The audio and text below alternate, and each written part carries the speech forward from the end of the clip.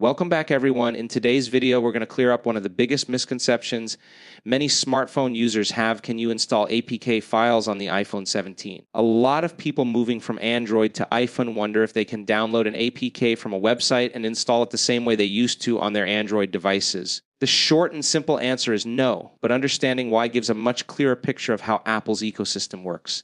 APK files are designed specifically for Android. They contain the structure, permissions, and code that the Android operating system can understand.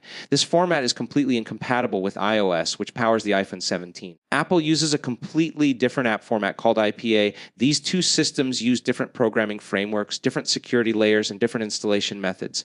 As a result, an APK file cannot run on an iPhone, not naturally, not through sideloading, and not through third-party apps. Apple's security model is built around control and safety. On Android, you can install apps from unknown sources with just a toggle in settings. On iPhone, there is no such option. Every app must be verified and signed. That's why all apps come through the App Store, where Apple checks them for security, performance, and privacy standards. Even when you sideload apps on iOS using tools like Outstore, Store, or Sideloadly, those apps still have to be in IPA format, and they must be signed properly before the iPhone will install them.